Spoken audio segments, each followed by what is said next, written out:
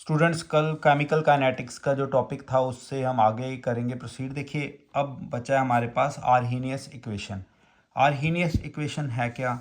ये हमें रिलेशनशिप बताता है रेट कांस्टेंट के बीच में और टेम्परेचर के बीच में। देखिए, ये इक्वेशन है K is equal to A E minus E A upon R T. इन दोनों को जब हम लॉग करेंगे दोनों साइड पे, कुछ इस तरह से ये इक्वेशन निकल के आएगी।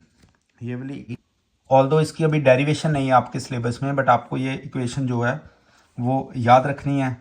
इसमें देखिए, के इज़ रेट कांस्टेंट, जो ए होगा ये है प्री एक्सपोनेंशियल फैक्टर, और ई ए एनर्जी ऑफ एक्टिवेशन, जो मिनिमम अमाउंट ऑफ एनर्जी चाहिए किसी भी रिएक्टेंट को प्रोडक्ट में बदलने के लिए। तो टी इज़ टेम्परेचर, यहाँ पे T2 और T1 ये फाइनल टेम्परेचर है, ये इनिशियल टेम्परेचर है। आप इसको हाई और लो के विद रिस्पेक्ट टू भी देख सकते हैं। आगे है जी ये ग्राफ। देखिए, इस ग्राफ में आप ये इक्वेशन के विद रिस्पेक्ट टू ये ग्राफ बनाएंगे। देखिए, ln k minus ln a is equal to E A upon R T. यहाँ पे ये जो E A upon R T है ये स्लोप है और ये इंटरसेप्ट है। ये देखिए, ये इंटरसेप्ट, और इस आपको ये दिमाग में ये वाला ग्राफ रखना है, इसमें डिक्रीजिंग स्लोप है। ये प्लॉट किसके बीच में है, ग्राफ किसके बीच में है? ln versus 1/t। ये 1/t है एक्स एक्सिस पे और ये वाई एक्सिस पे ln k है। तो इस तरह से ये आर्हीनियस इक्वेशन आपने करनी है। नेक्स्ट थ्योरी है कोलिजन थ्योरी।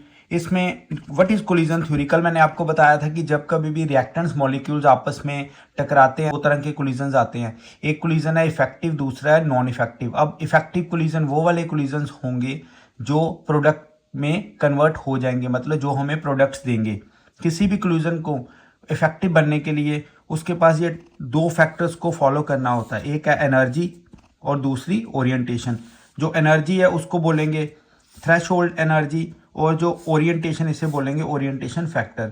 तो इस तरह से अगर ये दोनों फैक्टर्स जो है फॉलो किए जाएंगे रिएक्टेंट मॉलिक्यूल्स को जो आपस में टकराएंगे, तो वो क्या बन जाएगा? कोलिजन इफेक्टिव, मतलब इफेक्टिव कोलिजन हो जाएगा जिससे प्रोडक्ट्स की फॉर्मेशन हो जाएगी। तो इस तरह से ये कोलिजन थ्योरी आपने याद रखनी है। इसमें एक बड़ा ही इंपॉर्टेंट फैक्टर है collision frequency. What is collision frequency? The numbers of collisions between the reacting molecules. जो हमारे पास रिएक्टिंग मॉलिक्यूल्स है, जैसे रिएक्टेंट्स है, टेकिंग प्लेस पर सेकंड पर यूनिट वॉल्यूम। पर सेकंड में एक यूनिट वॉल्यूम में जितने कोलिजन्स हो रहे हैं वो क्या होगी? उसकी कोलिजन फ्रीक्वेंसी। अगर आपने रेट निकालना है तो ये वाला फार्मूला है, ये भी आपने याद रखना है।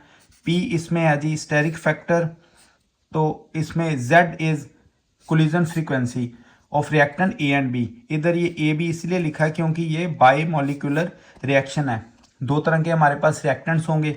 माइनस ई ए ये एक्सपोनेंशियल है, यहाँ पे क्या हो जाएगा? ये माइनस ई ए मतलब एनर्जी ऑफ एक्टिवेशन R जो कि गैस कांस्टेंट है, और T टेम्परेचर है। आगे करेंगे graphs of the first order reaction. ये फर्स्ट ऑर्डर रिएक्शन के ग्राफ हैं। यहाँ पे देखिए रेट वर्सेस कंसंट्रेशन, तो ऐसा ग्राफ आएगा। और अगर ये हाफ लाइफ पीरियड और इनिशियल कंसंट्रेशन के साथ ग्राफ बनाना है इनके बीच में, तो ये स्ट्रेट लाइन आएगा। ये वाला फर्स्ट ऑर्डर के लिए फार्मूला है। इसमें के रेट कांस्टेंट है, टी टेम्परेचर है, ए इनिशियल कॉन्सेंट्रेशन, और ये A minus X concentration left after time T. अगर तो pressure K with respect to pressure K with respect to question देंगे तो ये इस तरह से आएगा P I, P initial to P I और पी टी। इस तरह से आपने ये फर्स्ट ऑर्डर के जितने भी मैंने ग्राफ्स करवाए हैं ये आपने ध्यान में रखने हैं। और ये केमिकल काइनेटिक्स का पार्ट हम यहीं पे ओवर करते हैं। तो कल वाली वीडियो और ये वाली वीडियो आपको क्या करेगी? ये इसकी क्विक रिवीजन करवा देगी। अभी हम न्यूमेरिकल पोर्शन लेटर स्टेज में डाल देंगे। Thank you.